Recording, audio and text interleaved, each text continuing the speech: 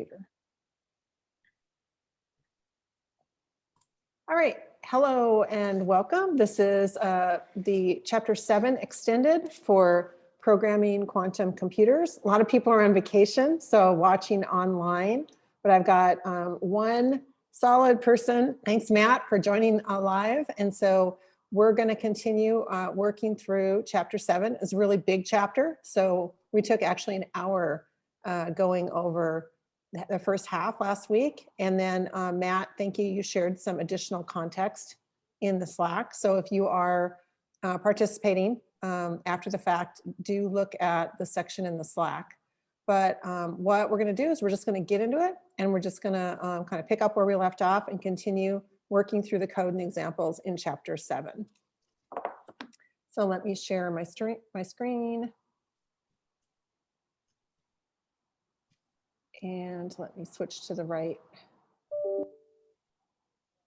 window and get my glasses on so I can see.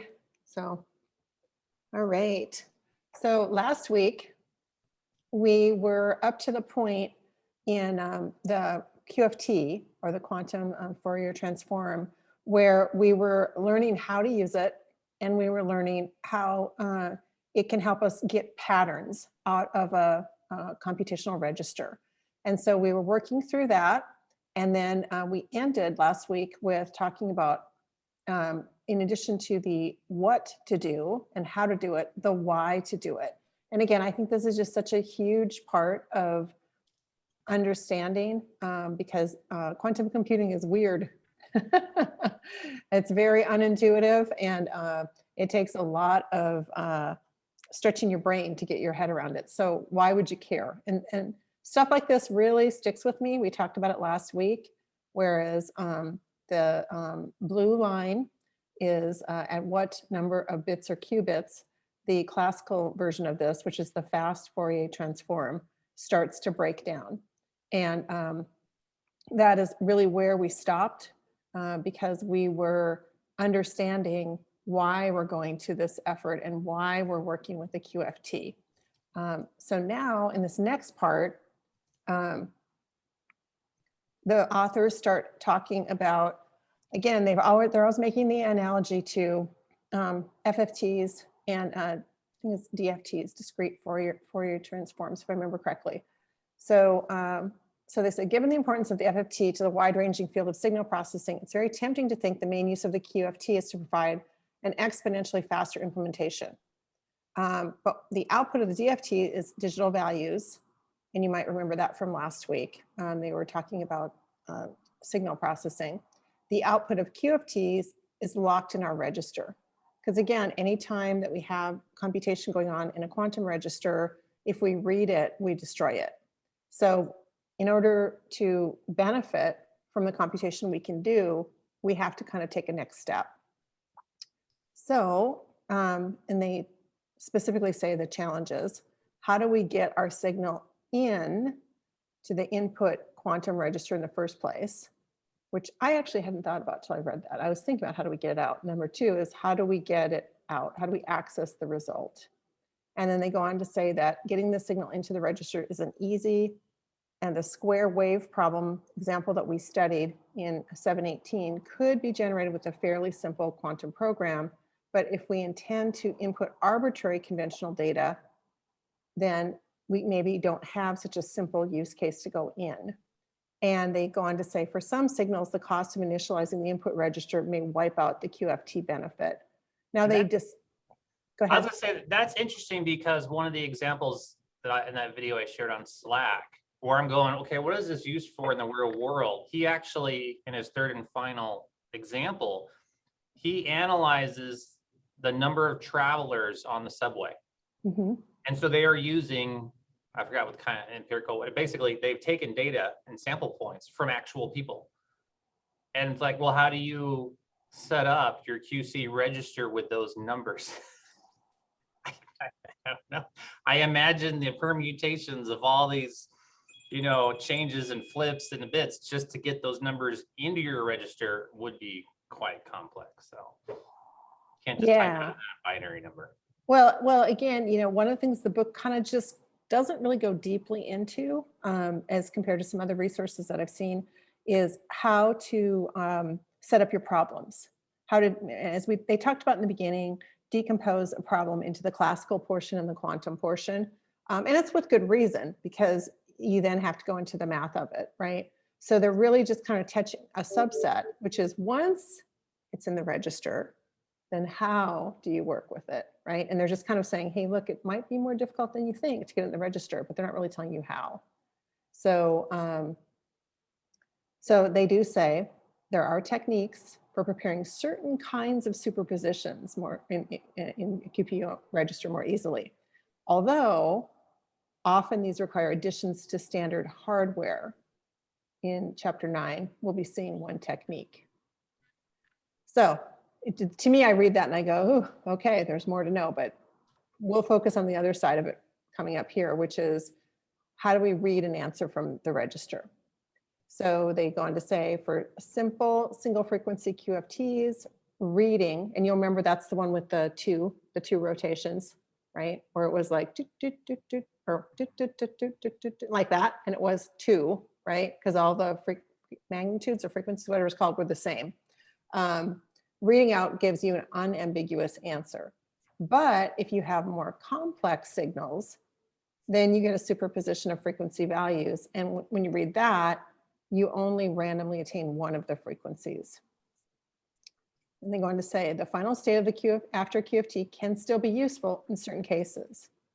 So they keep talking about the output of the square signal wave. And I should actually just go back to that in 717 in case people either didn't watch it or whatever. So that is, you have this situation here, and you read out this in your register, which is a representation of this as shown in conventional DFT. So it's like on the side.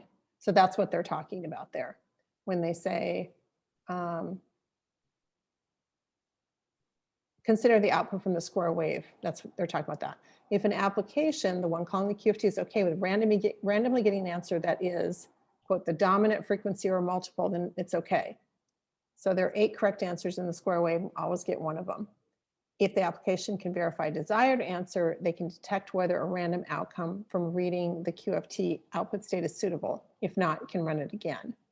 So again, it's this type of problems that you're going to be working with. So what kind of application would be okay with randomly getting an answer that is in the dominant frequency or multiple of it? Well, those would be probabilistic computation, which is machine learning, rather than, deterministic computing. I mean, it doesn't have to be machine learning, but that's sort of the typical case. If the application can verify desired answer, we can quickly detect whether a random outcome is suitable. That could be more classical computing if you had some sort of test case or something, right? Like, does it fall within the range? But you would have to have a way to verify that. So again, it's this, they're kind of like, in my reading of this, they're kind of touching on the complexity of decomposing the problems, which is something that I'm, in my journey of learning quantum programming, I'm trying to get additional resources to see examples and watch seminars so I can start to get my brain about the decomposition, because I think that that's really the only way. I mean, as far as I'm understanding, there's very, very few problems for which pure quantum processing is going to give you a result. It's always going to have a classical component and a quantum component. Have you found that, Matt, in reading?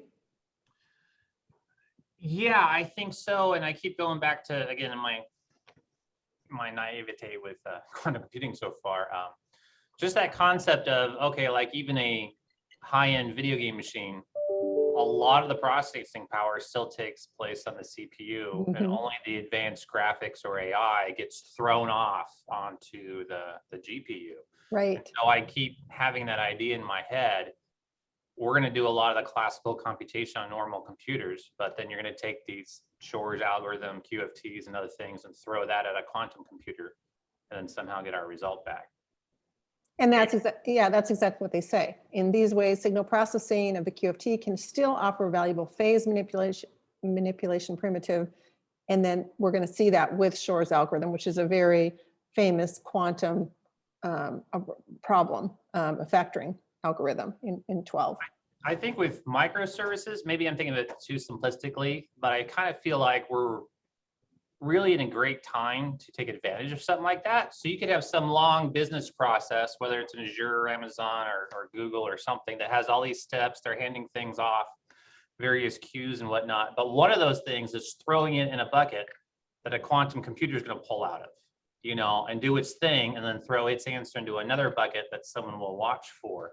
Whereas, you know, back in classical computer days, we literally had to put a new card in the computer, you know, or in the mainframe or something. You physically had to have a piece of hardware to throw your intense computation off. Now, I mean, just some of the cloud things we're dealing with, you know, you have 18-year-old students getting access to a quantum computer. That's just absolutely insane to me. That's cool. Yeah, and to your point, what a lot of what I'm seeing in the practical quantum computing conferences and stuff is financial, which would be sort of a natural, you know, all the what if for the quants on Wall Street, for example. This is not futuristic. They're using this because they want all possible. So anyway, so coming back to this. So far, we thought of QFT as a phase manipulation primitive. Another use is to prepare or alter periodically varying superpositions in ways that would be difficult. Like all non-read QPUs, the QFT has an inverse. The inverse, or they created a helper function in the JavaScript example, inverse QFT takes an input, a qubit register representing frequency space, and returns an output register showing the signal. So again, it is a way to get pattern information out of a register. So we use this to easily prepare periodically varying register superpositions. So when it's in a messy state, as opposed to a clean state where we could just read it out. That's the way I understand that. Prepare a quantum, of course, the question to me is how would you know it's in a messy state, but that's a different question. Prepare a quantum register representing the state you need.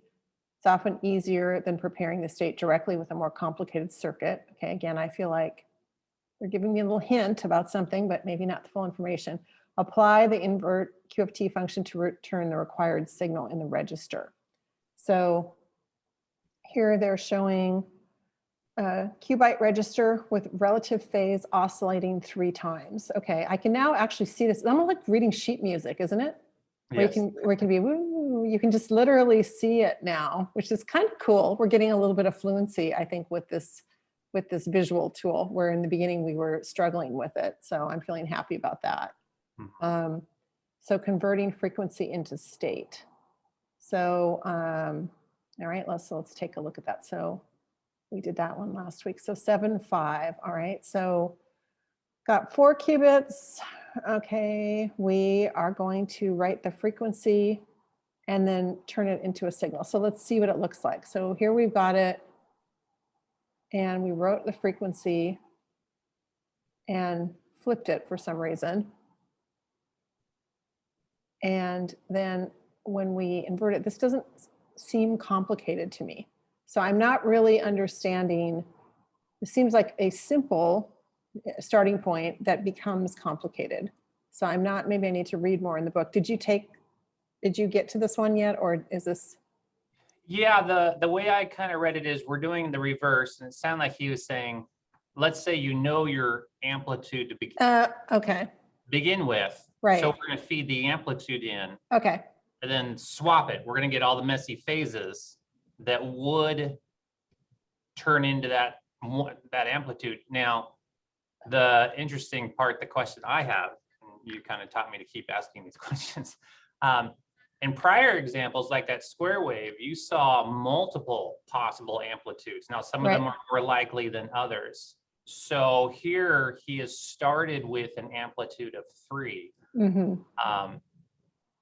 And you're getting back, I guess, what would be a very simplistic representation of what ends up with only an amplitude of 3. So what if we had, like the square wave, what if I had multiple amplitudes? Well, I suppose that right frequency, that first step, maybe I would put an amplitude of 3, change the magnitude, put an amplitude of 7, change the magnitude a little more.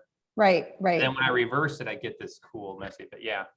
Okay, that's making sense to me. Okay, got it. Okay, so this can be used to prepare a register that varies periodically in magnitude rather than phase. To do this, we need to recall the register with periodically varying magnitudes as a signal.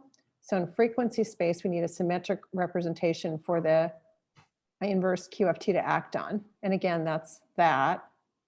Okay, and Do they have a, is that what they do? all right, and so then we go on to this one. And is this one? We just are writing something more complex here. So, but they haven't described it yet. So, all right, so this one is the here we're in this section here. This we're writing something more complicated in. So let's take a look at that. So that is this one. And so if we run this, we start here, we start doing something more complicated. And stop right there. Remember how we have that mirroring effect? yep. The first half mirrors the second half. I think that's what they're stating here. Remember, if we're trying to go from the simplistic back to this cool phase data, we have to put that mirror in there. Oh, good point. Yep. Because that's what he's doing. Yep. And then let's see what we end up with. Yeah. And so we have something more complicated here. Yeah. So I think, yes, I think that's what we're going with here. That's intriguing. Yeah. So again, just doing it again. So we start here. Good catch on the mirroring thing. We have to have the mirroring thing. And then we have a much more complex result back. So it turns it into a signal. The signal is much more complex. Want to say hi to Nuri? Oh, is Nuri in? Yes, he is. Oh, hi, Nuri. Glad to see you. Hi, how's it going? Looks Great. like you've studied a lot. Thank you. Oh, no worries. We are in the middle of chapter 7. So we took an entire hour last week to do the first part of the QFT, and we're on the inverse QFT right now. So, and I'm doing it a little bit differently. I'm going directly from the book because I don't know, I just want to. So what? Yeah, sounds good. Yeah, Yeah, I see that. So if I'm getting it correctly, and forgive me, I haven't like studied up much, but yeah.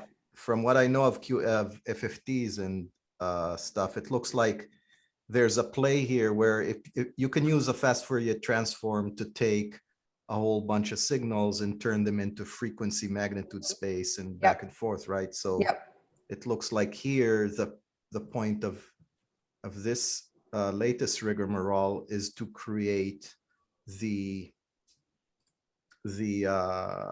frequency space. Yep, and then or the signal, which is if in digital processing, you would get a whole bunch of stuff. It might be a noisy image, it might be a just readings, and then you want, typically you use FFTs for filtering. Actually, it's a quick math way to say, well, I might have noise here, let me transform it, and then see that there's something that is just an outlier, and just lob it off, just remove the whole information that corresponds to it, and then you go back to the signal, and suddenly it's cleaner. So you're picking off a frequency of noise, say in audio or something. Yeah, or images is the example the book does, image processing. Yeah. So, yeah, that's more dimensional for sure. Yeah. Than just than sound. But in sound, it's easy to see that if you have a hum in the background at 50 hertz, you know, suddenly the 50 hertz will just show you the 50 hertz, how many signals are at that thing. And if you lob it off, now you're rid of the sound, and you can reverse it and get back your original signal minus that. And that's that's exactly where we are right now. Okay. And we did 2 examples. The first example took a simpler input. So if I show you here, and so it was a 10, and then we reverse it back, and it's a more clean signal. And then the second example. Can you, maybe it'll be helpful to me if you could put on the timeline where it was dirty and then boom, boom, boom, magic, and then it was quote unquote clean? Or did you know what to clean ahead of time and you just, So you start with this value here, and then, which is the frequency. And then you call this helper function, this invert QFT, which basically is the opposite of a QFT. And then that will, as you were saying, will output the frequency into a signal. And this one and is, so in this case, you knew a priori that this particular frequency was of interest. yes, yes. Okay. And then this one, this next one was where we were when you joined, this is just a little bit more complex in terms of the output. And Matt was pointing out that it takes into account the mirroring aspect, which I think you might have missed last week, but Yeah. there's a mirror that has to do with the way waves are processed. And so when this comes out, it is more complex. And the mirroring, like what we were covering last week, was basically you have this state and a QFT that produces this output, which is basically the same thing as this turned on its side, right? So, and again, Okay, because so they're using the amplitudes to indicate the level off the floor yes, and the specific discrete points. It's not a linear thing, it's a quantized thing. Quantized. It is a discrete set of values that it either falls on it or doesn't. yep, Yeah. exactly. Okay, Okay. cool. So anyway, so now we did the second one, which is more complex. As well as preparing the states, the inverse QFT allows us to alter the frequency information. Suppose at one point during the algorithm, we want to increase the frequency with which the relative phases oscillate in our register. We can apply the steps. We can apply the QFT to the register. So we have the signal represented in frequency space. Then we can add one. So here's the add one. And then our input signal is complex. This will increase the value of each frequency component because it's entangled. And then we want to apply the inverse QFT to get back our signal. So you can see the pattern of the QFT here. And then the pattern of the inverse QFT, it just reverses it because this is a reversible function. And now we can basically read out the patterns that were computed in the register is the point here. So if we go and look at this one, 7.7, and so we need a complex sinusoidal signal. And this one, I'm going to move. I don't know if this is showing up here. I'll move this. And then we're going to move to frequency space with QFT, and then we're going to increase. So we're just doing that example. So we have the add one here. So this one's going to take a bit. So we're going to prepare something complicated. Then we're going to do a QFT on it. And again, where this is coming from, Nuri, because you missed this, is like literally there's a computation that this one's easy to see. How many times does this kind of go around? So that becomes a, if I go here.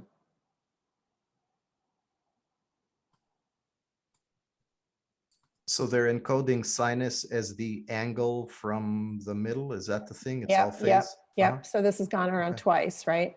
So now we're going to add one.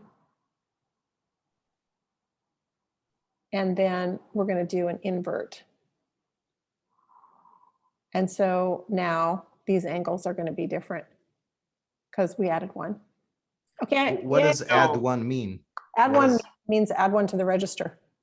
So yeah, if you click right before the QFT. Right here? Yeah. Okay. So right now, the way they've orchestrated this, it's a little hard to see on the Zoom, but the frequency, you can see that little circle, the phases go around in 8 qubits. Yep. So this, I'm sorry, we have what? Sorry, 4 qubits. It goes around in the first 8. I forget what those are called, circles. Yeah. So this happens twice. This is the same diagram as we had before. Yep. So this has a QFT of 2. The frequency happens twice. Yeah, and you can see it. So what they're saying, and I didn't catch this until you just read it. And I love the way you're doing it, going through the book. So we're adding 1. So what we're effectively saying is we want the circle to go around 3 times, not just 2. We're increasing our frequency. So yeah, now if you click that, Now it's hard to divide 16 by 3.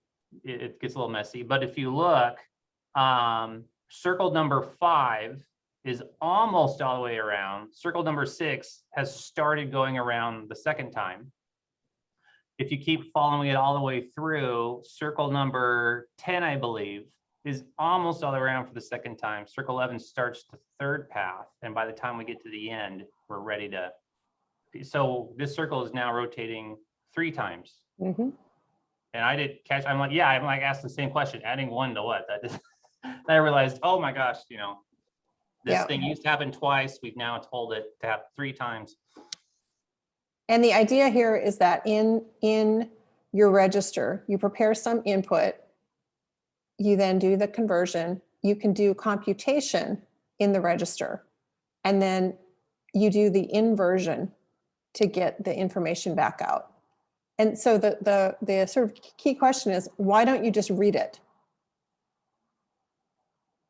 Well, I mean, if you look, Destructive, I guess. exactly. Is this the information you want? If you just read it, no, you want this. You want it to be converted back to the, whatever it's called, the signal rather than the frequency. So to help my intuition here, yep. the initial prep set up a sinus representation of a certain frequency of 2. Mm-hmm. And the add 1 made it so that the final sinusoidal sine representation is of a frequency of 3. Yes. Yes. So what we effectively did is we managed to do a frequency manipulation without reading and without destruction. Exactly. So again, in here, earlier in the chapter, they show how this relates from, you know, the underlying DFT, which again is just, you know, it's a bigger or smaller frequency. So yeah, cool. So this is now a primitive for frequency change, and we can add 1 by doing the add 1 that we plucked off the logic chapter previously. Yep. Which is a binary computation, or it's not a logical, it's a math, it's a linear math function. Yeah. Yes. Yeah. Yeah. I mean, there's no hatting in here when you add 1. This is Right. just Boolean logic. Yeah, the latter. Yeah. Yeah. Yeah. So, but yeah. Okay, cool. Well, great. Yeah, Matt, this is why I read the book, because, you know, it is, as much as we're, you know, giving feedback, should I say nicely, there is a lot in this book. And if you read it closely, you can get a lot out of it. But I think the hard thing is because there's so much that is not intuitive. It's difficult for me to stay focused at the level I need to stay focused. It's like taking a math class. And one of those things, yeah, you read the chapter the first time, you glean about 30% of it. Yep. You read it the second time, you get a little more. And by the time you read it to the 4th time, if I ever make it that far, you're like, I did it. Yeah, yeah. So cool. All right. Okay, so moving to frequency space can allow us to perform otherwise tricky manipulation on a state, but there are cases that we need to take care. And again, they're giving us a lot of warnings here. Real input signals are harder to manipulate. And give a tip: if the QFT register contains a state representing a single frequency or superposition of frequencies that's not symmetric, after the application of the inverse QFT, we'll have a QPU register that varies periodically in relative phase. If, on the other hand, prior to the application of the inverse, the register contains a symmetric superposition, the output will contain a state that varies periodically in magnitude. Okay. Okay, I'm a little lost on this vary by relative phase. I thought the whole idea of relative phase is that it is relative. Yeah, this. So I can see how you say if it veers off the 0. Right. But that's what relative phase is supposed to take care of. Yeah. The tip is not really sticking with me either. So I'm going to just keep going and see if we can get some more insight from the next example. So now they're finally decomposing the QPU, the QFT, I'm sorry. So, you know, they gave us this helper function.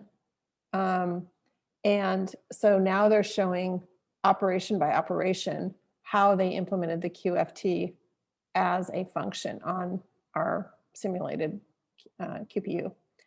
So we need to start to look at that to understand how the frequency component is extracted from a signal in the register. So again, right before you jumped on, Nuri, Matt and I were talking about how I'm starting to feel like I'm reading sheet music here when I look at this, because I start to get an intuition from looking at this, because I can read sheet music. So I almost can sort of start to see the movement. I don't know if that's kind of going for you guys, but it's working for me, basically. And then you have to reverse because of the symmetry, the supposed symmetry at the end. Okay, so explaining this would require thinking about how the circuit acts on input state looking something like this, where the phases vary. It's mind-bending. We'll take a simpler approach and explain how the inverse works. If we can understand the inverse, the QFT is simply the reverse. Okay, so for a 4-qubit input, the inverse decomposition is this. So again, kind of this less, and switch. Okay, all this looks very similar to the QFT. The phases are different. So if we have 2 and we inverse it, we should be pretty familiar with this by now. Like, I'm feeling pretty comfortable with this, because the inverse is going to decompose this into the, 2 times around the sun, if you will.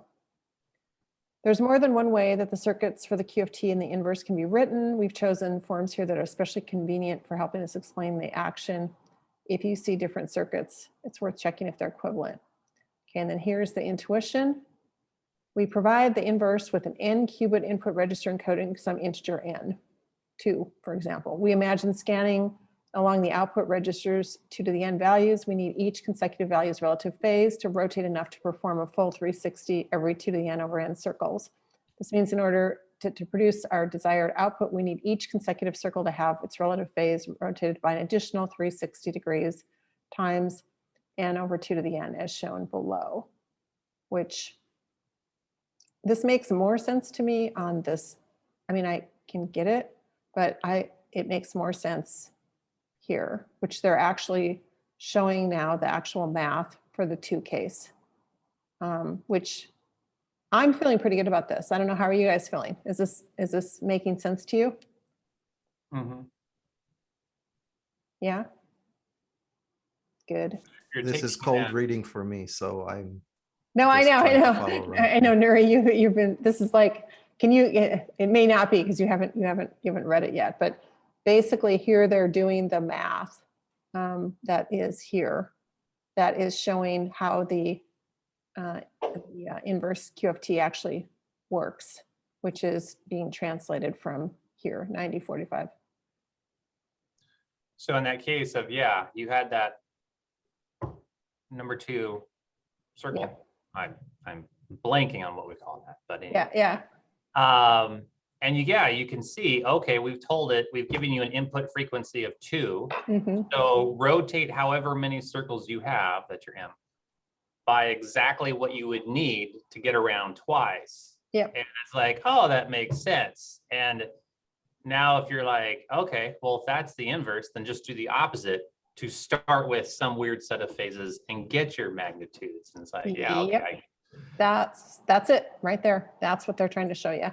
So it's interesting that the inverse doesn't give me the value 2 at the end. It just gives me right? Well, again, when you start, we started with a number 2. Yep. Right? Yep. Written. Yep. And then we basically said from a number 2, an invert QFT will give me phase rotations with equimagnitudes such that the phase rotations in those discrete elements would be rotated twice or around the clock twice. Yes. Yeah. Yep. So that's a 1. That's the inverse QFT. But then once you have that space, once you have all of these bits twiddled thusly, can you get the number 2 back? In other words, can you read the fact that it is a 2 frequency? Well, again, this is the QFT and the inverse QFT kind of going back and forth. So I think the short answer is so long as you have something clean like this, you can. But you often, I think that what they're kind of trying to emphasize is you often don't have this kind of a clean situation. So then you will not always get something. So you'll have noise again. Yeah, and the answer is, yeah, the QFT and the inverse QFT, they're inverse. So if you start off with 2, you do an inverse QFT, you get that phase rotation. If you were to do a QFT, you get back to 2. Yeah. And actually, they're explaining really nicely with the inverse what we did in code sample 7.2. So you missed last week, but 7.2 is starting off with that phase rotation, and suddenly magically you get this 2. How we got the 2, we didn't know. Right. That's what they're showing us here. Right. Why this works. Just to show, and then you got the answer. And yeah, so this is really the second part of the chapter. Like the first part, it was like, just go on faith.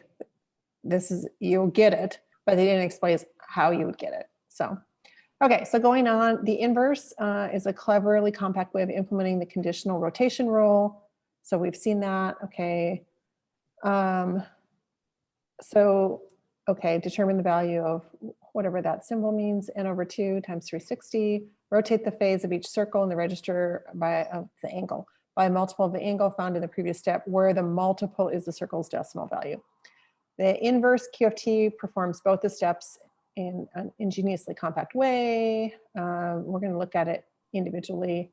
It will be easy to start with the second step. How do we apply a phase where the rotation angle for each value in the register is a multiple of that value? When we express an integer in our QPU, the 0 divided by 1 value of the kth qubit indicates whether there's a contribution of 2 to the k to the integer's value, just like normal binary. So to perform any given operation in the register, the number of times it's represented in the register, we need to perform the operation once in the qubit with the weighting of 2 to the 0, twice in the qubit 2 to the 1st. So we can see how this works. We want to perform k lots of 20-degree rotations on a register where k is stored in the register. Well, that makes sense to me. Okay, so we just had it and then we do the 20 degrees if that's what we're doing. And we perform the hat operation so we can obtain the result on every possible value of k in superposition quantum. And then we do that in 7.8. So let's see what that looks like. So we start out here, and then we had it, doop, and then, because that's the noise hat makes. And then we do all the rotations. So we start here, we had it, and then like we could see the first one, the second one. I can follow that. How's that? Is that making sense to you guys? I think that's pretty well decomposed. Yeah. Okay, cool. All right. Is there any advantage to performing consecutive phase rotations on a single qubit line versus performing it as a single phase rotation of phi times however many times? No idea of performance. Again, I'm a pretty performance interested kind of person. If I was going to do anything real with this, like I said, I think I showed earlier in the series, I would go to the IBM environment to see, because yeah, I have no idea of optimization here, like at all. Oh, not as an optimization, just as is there anything to the semantics of rotating 20, the phi is 20 in the example. Yeah. He rotated twice on the same line, 20. He could have said rotate 40. Well, I think that he did that because he's trying to show you. Right. Yeah, absolutely. Absolutely. Yeah. But that's kind of my question. Is this one of these places where he's just trying to explain the math, or is doing it consecutively have a different effect? Well, again, the way I would investigate that is I would go over to the IBM environment where that shows you the quantum the Elements, optimization plan. yeah. Mhm. Yeah, so, and I would try it. Do you know what I mean? And I would say, okay, either 80 or 20, 20, 20, right? And see what it does. So I think if I had to guess though, I think he's probably just doing it to show, so you can see the math. Like I would guess that 80 would be more effective, but who knows? I mean, you have to look at how the query optimization tools work for the various platforms. So, okay, so we got it. To implement the inversion, we need to perform this trick with the angle we use being n over 2 to the n times 360 rather than 20. Okay, so that's fine. And then I really like this. I'm such a nerd. When I saw this originally in the book, I was like, the first time I read it, it made sense. So go diagrams, go color, yay. And I don't know, maybe I'm just too, I need to get a life or something, but I just thought this was really well done in terms of representing this. And I thought, gosh, if I had to do this over or make it better, I might do this to more of the registers, because I thought this was really great how he put in the colors for the subroutines. So, all right, so each of the subroutines performs precisely the multiple rotations of increasing weighting that we described. What angle is it that these subcircuits are rotating multiples of? So now he puts the math in, which makes it even more beautiful.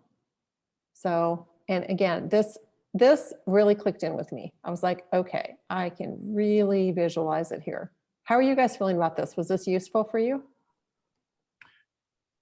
Yeah, this is my first time kind of seeing this diagram too. And it's making sense, but I think I'm gonna have to read over it. Yeah, yeah. But I mean, if you go the opposite way, a 0 times 1 by, so you just had it, right?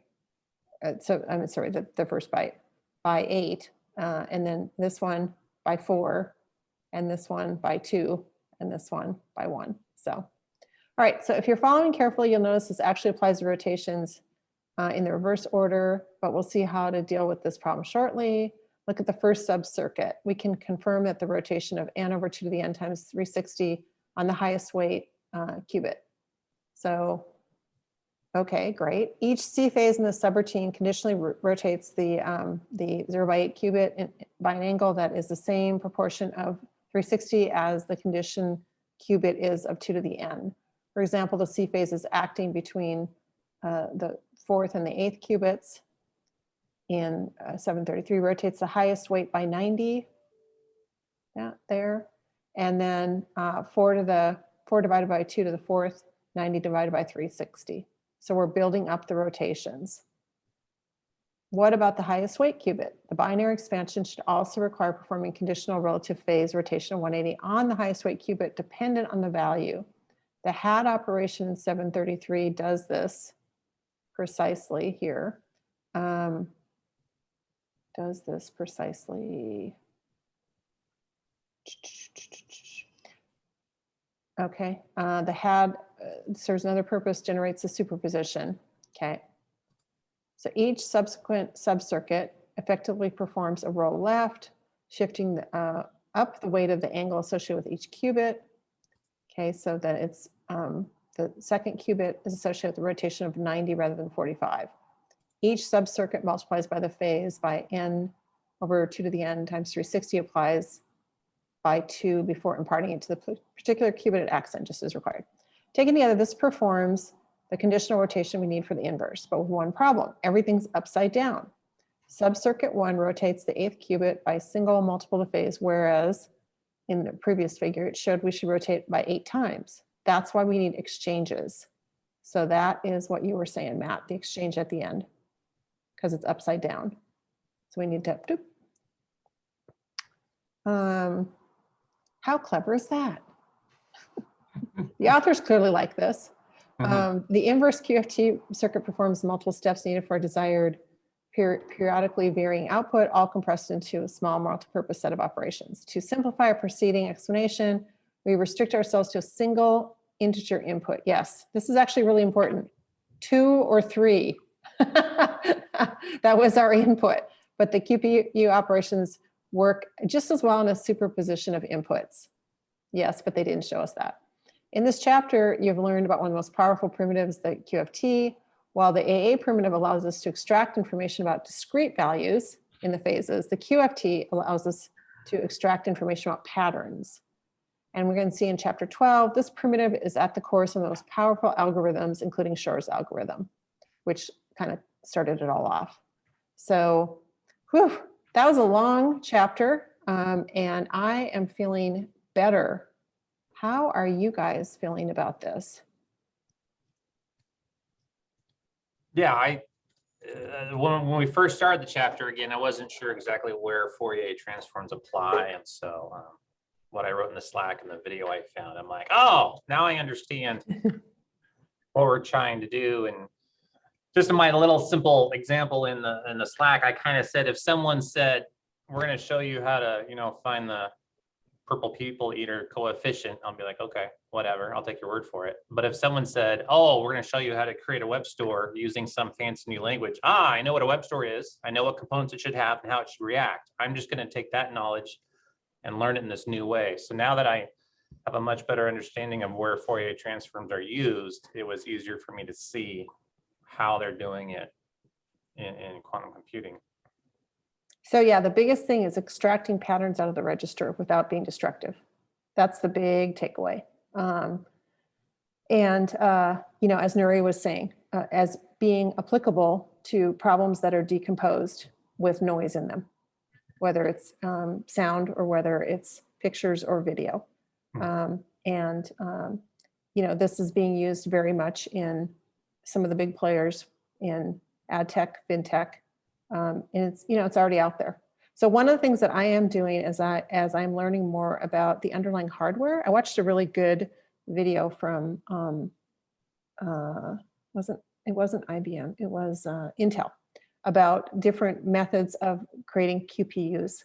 I'm posting all that in the Slack because the authors keep talking about the hardware differences. And I think that's another aspect of quantum programming that would be important to know more about for anyone who wants to move forward with the journey. That's not covered in the book. It's just mentioned. So just something that I'm continuing to study. So anywho, so we're about at the end of our time. Jeremy wasn't able to join us because he lives in the Pacific Northwest and they're having a heat emergency. So he'll be joining us again next week and actually leading because he's a solid contributor to book club. He's going to be leading chapter 8. And we do have quite a lot of people that have been in the Slack that have been chatting with me. They're on vacation. So if you've not been joining us live, if you want to, you can come back and join us live. If you're enjoying it online, that's fine too. But we're a very asynchronous group. So you're welcome to join. And we're glad to have Nuri back as well. So thanks everyone.